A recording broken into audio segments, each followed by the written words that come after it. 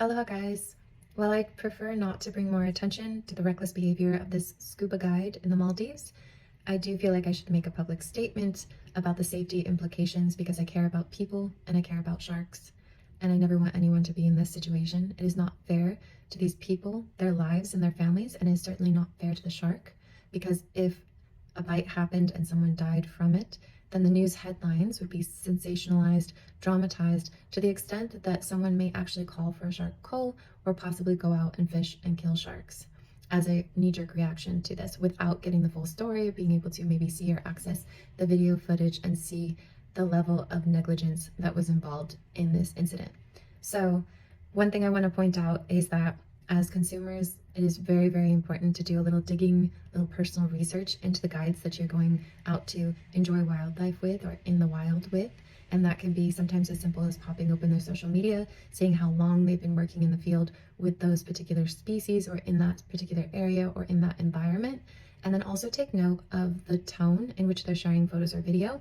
Is it one of respect for that wildlife or that location, or is it dramatized, ego-driven, whatever it is? So please be selective about the guides. Also, I've been teaching professionals to work in the ocean with wildlife, specifically with sharks, for over 20 years, and I can't possibly even cram in all the information that I would love to within a few months to a year with a trainee. So just realize that not all guides have the same level of knowledge or skill, but with that little bit of digging and research, you want to go with someone that's working full-time and is showing and teaching respect. If you go out on a tour or an expedition or something like that, ideally you'll ask them questions ahead of time.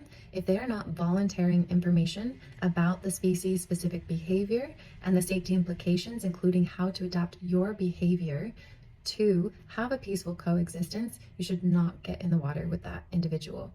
They should have safety equipment, safety protocol, and be very clear about giving out that information upfront prior to getting in the water with whatever species you choose to go with.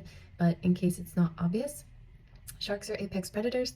They're not monsters, clearly. As you can see from this video, the shark was extremely patient, despite the fact that it just wanted to get its natural prey on the marlin to give so many bumps rather than bites, although it does look like maybe there was an eventual bite, which is understandable. But considering the capabilities that sharks have as such efficient and powerful individuals, they could easily take an appendage or take a life within a matter of seconds. So much respect and credit to sharks for being as patient with people as they are, but you should not push that patience. And that comes with a high, healthy level of respect and understanding of their behavior and knowing when to back off, knowing when to exit the water, knowing the best practices.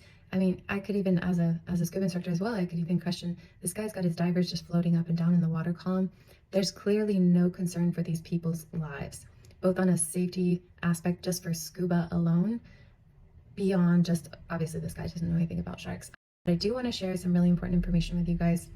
I'm just going to give you the basics, but if you want more information, you can check out my book, What You Should Know About Sharks. It took more than 4 years to put that together. I've got an online course with behavior, it's narrated, and free videos on my website from the Advanced Shark Diver series. So some of the basics are, if you want to go in the water with sharks specifically, go under the guidance of a trained and experienced professional and always look around. You do not count on your guide to watch your own back, and you should use a buddy system. So that means you're diving with your buddy and you guys are trying to watch each other's backs, but you should be looking all directions continuously. Sharks don't make noise, so the only way that you're going to see them coming so you can avoid a bump or bite is to look around for them. So please look around, give them that respect. Now, if you're approached by a shark, look at them, face them with turn your entire body to the shark that's approaching you the closest while trying to continue to glance over your side at any other approaching sharks.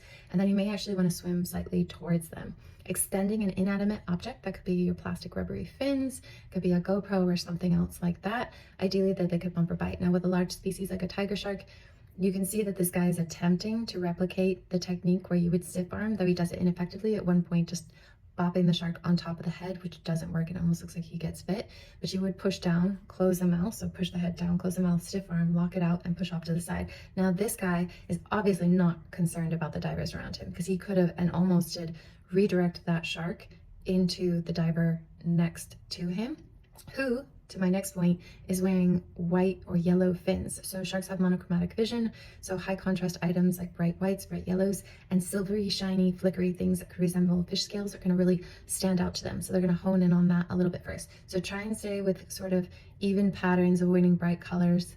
And then minimize splashing and thrashing. No one's doing that necessarily in this video, but the guide that's retreating, which is just going to excite the predatory response from the shark as he retreats away. You can see all the bubbles going up, and obviously he's putting off that sort of nervous panic type thing. So again, trying to stay calm, stay next to your buddy so you appear larger, looking, facing, extending. And then as the shark circles away, you want to slowly move back out of the area because they can be territorial. When you're slowly moving back towards your exit, which should have been discussed as part of the dive, you want to do so really respectfully.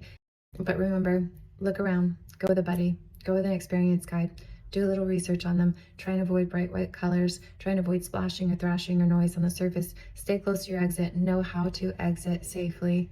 Please, please, please. Go with responsible and respectful guides and keep that high, healthy level of respect for wildlife. We can coexist if done respectfully of their behavior, their role, and their incredible capability. Thank you so much. Aloha.